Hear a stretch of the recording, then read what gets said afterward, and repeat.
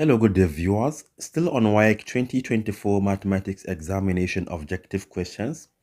Today we are going to begin with question number 41 down to question number 45. And question number 41 reads, two opposite sides of rectangle are 5x plus 3 meter and 2x plus 9 meter. If the adjacent side is 6x minus 7 meter, we're asked to find a meter squared, the area of the rectangle. All right, let me make a sketch here. This is a rectangle.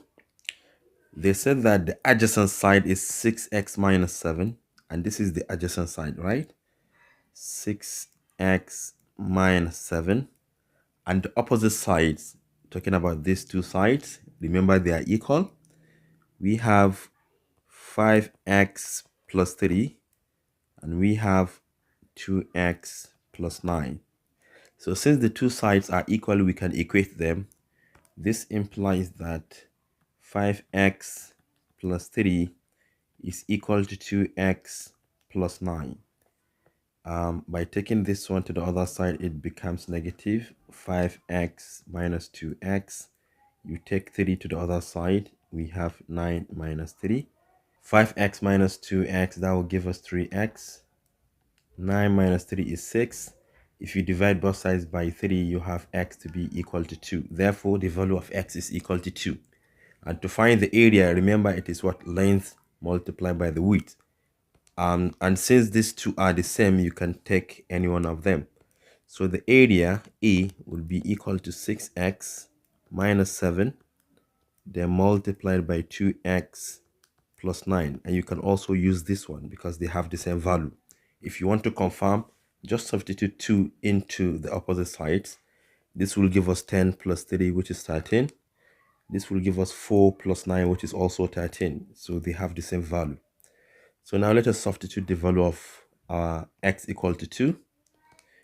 A will be equal to 6 multiplied by 2, because x is equal to 2. Then minus 7 multiplied by 2 multiplied by 2, then plus 9. We have 6 multiplied by 2, that will give us 12. And 12 minus 7 is 5. So this is 5 multiplied by 2 times 2 is 4. And 4 plus 9 is 13. And 13 multiplied by 5 is 65 meter squared. And hence, this is said to be the area of this rectangle. Moving on to the next question, which is question number 42. The question reads, a die is tossed once. Find the probability of getting a prime number. Remember, a die has how many faces? 6 faces, 1 to 6. So let's say that the universal set is equal to set of numbers 1, 2, 3, 4, 5, and 6, right? This is the universal set. We're talking about prime numbers. Let's call it P.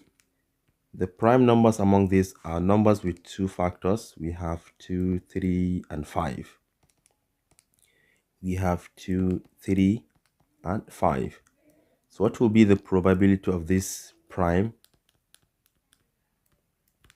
It will be equal to 3 divided by 6, right? Because the universal set, we have 6 items, while this is the subset of the universal set, which is 3 over 6. And to the lowest term, you have 1 divided by 2.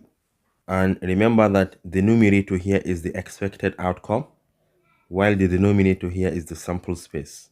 All right, let's move on to question number 43. This is the solution to the 42. Question number 43 reads, the area of a sector of a cycle with radius 7 cm is 51.3 cm squared.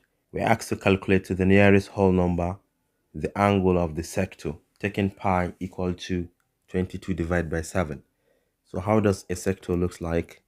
Something like this, right? So this is the sector, and we are looking for this particular angle. So what is the area of a sector? Remember that area of a cycle is pi r squared.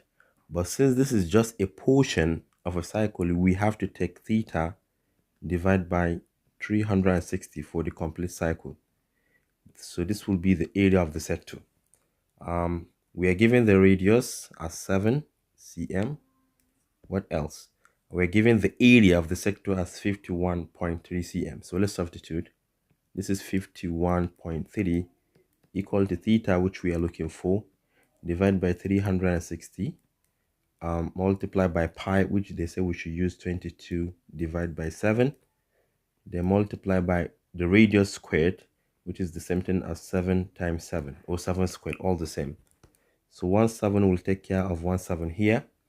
We have to the top theta times 22 times 7, and 22 times 7 is 154, right?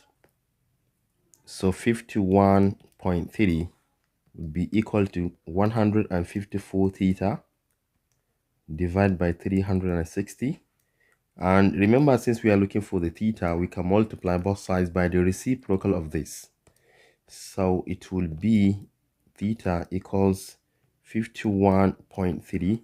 Then you multiply by the reciprocal, which is going to be 360 divided by 154.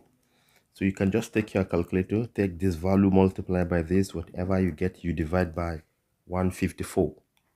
And if you do that, you're going to get 119.9220 and so on.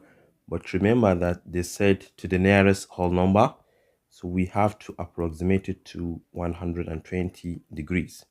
So theta is 120 degrees for the question number 43. Now, question number 44. A cliff on the bank of a river is 87 meters high. A boat on the river is 22 meters away from the foot of the cliff. Calculate correctly the nearest degree, the angle of depression of the boat from the top of the cliff. All right, let me make a sketch here as well. Suppose we have the cliff right here,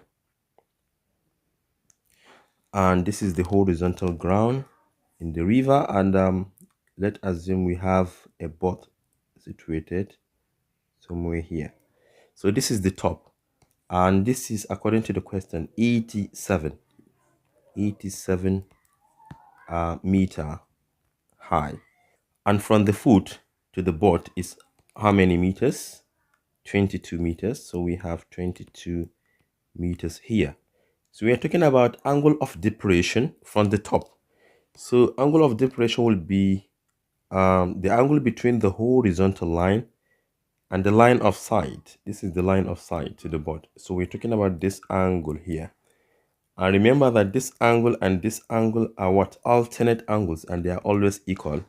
Therefore, the angle here will also be equal to theta. Remember that the horizontal ground and this horizontal line are parallel, and we have to consider this as a transversal line. Therefore, these two angles must be the same. All right, so what is the relationship between this value, this, and the theta? Remember that this is a right angle. This is the opposite side, and this is the adjacent side. Therefore, we have to use tangent. So tangent of theta is equal to opposite divided by the adjacent. And to find theta, we can take tan inverse of both sides. So just use your calculator, press tan inverse of 87 divided by 22. And this will give us 75.81 degrees. But remember that they said to the nearest degrees, so we have to round it to 76 degrees. And this is the solution to this problem. Now let us move on to question number 45. Here is question number 45, which is under cycle theorem. We are given a diagram here, and we are asked to find the measure of angle PST. PST. So let me mark it. We are looking for this particular angle. Let me call it X. But let us study the diagram carefully. This is a circle, RSPQ. We have a center here. This is a tangent line that touches the circle at exactly one point, which is at P. This is a diameter. We have chords. You can see 4 of them here. All of these are chords. So from alternate segment theorem, remember that that angle formed between the chord and the tangent line is equal to that interior angle which is subtended by the same chord. So observe, we have a chord SP or PS. This chord and the tangent line form an angle here. And that angle formed must be equal to that interior angle formed by that chord. This chord subtend an angle to the circumference, which is 35. So they must be the same according to alternate segment theorem. So we say that this angle is 35 degrees. So if you pay attention to this one, it is nothing but a triangle. And the sum of the interior angles of a triangle equal to 180 degrees, which implies that by adding these three angles, we have to get 180. And you can directly say that x is equal to 180 degrees minus 44 degrees and also minus 35 degrees. And if you subtract these two angles from 180, you're going to get 101 degrees. And hence, the measure of this angle is 101 degrees. In our next tutorial, we are going to begin with question number 46 down to question number 50. Thank you for watching. Do share to your learning colleagues and don't forget to subscribe to my YouTube channel for more exciting videos. Bye-bye.